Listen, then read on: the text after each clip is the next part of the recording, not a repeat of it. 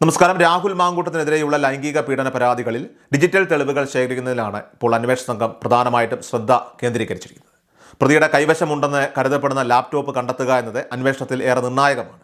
എന്നാൽ തൻ്റെ സ്വകാര്യ ഉപകരണങ്ങൾ പോലീസിന് കൈമാറാൻ പ്രതി തയ്യാറായിട്ടില്ല എന്നത് അന്വേഷണത്തിന് തടസ്സമായി നിൽക്കുകയാണ്.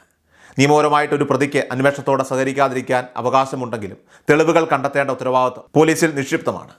പ്രതിയുടെ ഫോൺ പാസ്വേഡുകൾ കൈമാറാത്ത സാഹചര്യത്തിൽ ശാസ്ത്രീയമായ മാർഗങ്ങളിലൂടെ വിവരങ്ങൾ വീണ്ടെടുക്കാനാണ് പോലീസ് ഇപ്പോൾ ശ്രമിക്കുന്നത്. ഇതോടൊപ്പം തന്നെ പരാതിക്കാരുടെ നഗ്ന ദൃശ്യങ്ങൾ ഫോണിൽ പകർത്തിയിട്ടുണ്ടോ എന്ന ഗൗരവകരമായിട്ടുള്ള ആരോപണവും ശാസ്ത്രീയ പരിശോധനയിലൂടെ സ്ഥിരീകരിക്കേണ്ടതുണ്ട്.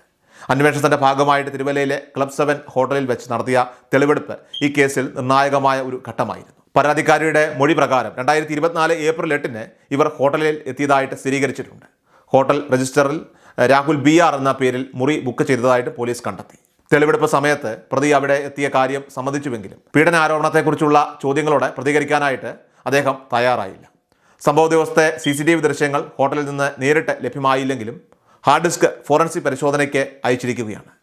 ദൃശ്യങ്ങൾ വീണ്ടെടുക്കാൻ സാധിച്ചാൽ അത് പ്രോസിക്യൂഷന് വലിയ ഗുണകരമായി മാറും. കാനഡയിലുള്ള പരാതിക്കാരി ഇമെയിൽ വഴി നൽകിയ മൊഴിയുടെ നിയമസാധ്യതയെക്കുറിച്ചും പ്രമുഖ നിയമവിദഗ്ധർ ഇപ്പോൾ സംശയം പ്രകടിപ്പിക്കുന്നുണ്ട്. ഇമെയിൽ വഴി പരാതി നൽകുന്നതിന് നിയമതടസ്സമില്ലെങ്കിലും FIR രജിസ്റ്റർ ചെയ്ത് 3 ദിവസത്തിനുള്ളിൽ പരാതിക്കാരി നേരിട്ട് ഹാജരായി മൊഴി നൽകുകയും അതിൽ ഒപ്പിടുകയും ചെയ്യണമെന്നാണ് ചട്ടം.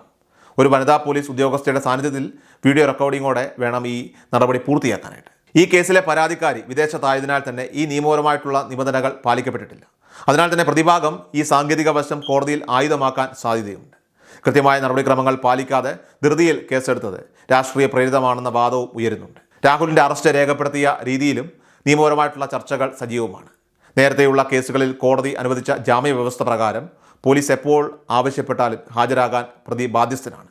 അത്തരമൊരു സാഹചര്യത്തിൽ മതിയായ നോട്ടീസ് നൽകാതെ രാത്രിയിൽ താമസ സ്ഥലത്തെത്തി പ്രതിയെ കസ്റ്റഡിയിലെടുത്തത് നിയമത്തിൻ്റെ അതിർവരമ്പുകൾ ലംഘിക്കുന്നതാണെന്ന വിമർശനം റിട്ടയർഡ് SP ജോർജ് ജോസഫ് അടക്കമുള്ളവർ ഉന്നയിക്കുന്നുണ്ട്. പോലീസ് നടപടികൾ സുതാര്യവും നിയമപരവും ആയിരിക്കുമ്പോൾ മാത്രമേ പൊതുസമൂഹത്തിനും കോടതിക്കും അന്വേഷണത്തിൽ വിശ്വാസം ഉണ്ടാവുകയുള്ളൂ. നിയമം അനുശാസിക്കുന്ന രീതിയിലല്ല പോലീസ് നീങ്ങുന്നതെങ്കിൽ അത് കേസിനെ ദുർബലപ്പെടുത്താനായിട്ട് ഇടയാക്കും. ഇവിടെ അതിജീവിതം നേരിടുന്ന സൈബർ ആക്രമണങ്ങൾ കേസിൻ്റെ ഗൗരവം വർദ്ധിപ്പിക്കുന്നുണ്ട്. മുൻപ് സമാനമായ രീതിയിൽ അതിജീവിതയെ അപമാനിച്ചവർക്കെതിരെ കർശന നടപടിയെടുത്ത മാതൃക പോലീസിന് മുന്നിലുണ്ട്. 3-ാം പരാതിക്കാരിയുടെ ഫോൺ നമ്പർ കണ്ടെത്തി അവരെ ഭീഷണിപ്പെടുത്തുന്നവർക്കെതിരെ നടപടി സ്വീകരിക്കാൻ DGP നിർദ്ദേശം നൽകിയിട്ടുണ്ട്. പ്രതിക്ക് ജാമ്യം ലഭിച്ചാൽ സാക്ഷികളെ സ്വാധീനിക്കാനും അതിജീവിതയുടെ ജീവന് ഭീഷണിയാകാനും സാധ്യതയുണ്ടെന്ന് പോലീസ് കോടതിയെ അറിയിക്കും. പ്രതിയുടെ അനുയായികൾ നടത്തുന്ന ഇത്തരം സൈബർ ആക്രമണങ്ങൾ കോടതിയിൽ ജാമ്യാപേക്ഷയെ എതിർക്കാനുള്ള ശക്തമായ കാരണമായി പ്രോസിക്യൂഷൻ ഉയർത്തിക്കാട്ടും. ഏതായാലും രാഹുലിൻ്റെ ജാമ്യാപേക്ഷ പരിഗണിക്കുമ്പോൾ തുടർന്നുള്ള പോലീസ് കസ്റ്റഡിയും അതോടൊപ്പം തന്നെ ഫോണുകളുടെയും ലാപ്ടോപ്പിൻ്റെയും ശാസ്ത്രീയ പരിശോധന പൂർത്തിയാക്കാത്തതുമൊക്കെ തന്നെ നിർണായകമായിട്ടുള്ള വാട്സപ്പ് ചാറ്റുകൾ വീണ്ടെടുക്കുന്നതുമൊക്കെ തന്നെ കസ്റ്റഡി കാലാവധി നീട്ടാൻ കാരണമായി ഒരുപക്ഷെ പോലീസ് ചൂണ്ടിക്കാട്ടിയേക്കാം. ഫോണിൽ തനിക്ക് അനുകൂലമായിട്ടുള്ള തെളിവുകൾ ഉണ്ടെന്നും അവ പോലീസ് നശിപ്പിക്കാൻ സാധ്യതയുണ്ടെന്നും പ്രതിഭാഗം വാദിക്കുന്നുണ്ട്. ഈ തർക്കങ്ങൾക്കിടയിൽ കോടതിയുടെ നിലപാട് അത് ഈ കേസിൻ്റെ ഭാവിയിൽ അതിനിർണായകമായി മാറും. കൃത്യമായ ഡിജിറ്റൽ തെളിവുകൾ ഹാജരാക്കാൻ പോലീസിന് സാധിച്ചാൽ മാത്രമേ കുറ്റാരോപണങ്ങൾ കോടതിയിൽ നിലനിൽക്കുകയുള്ളൂ.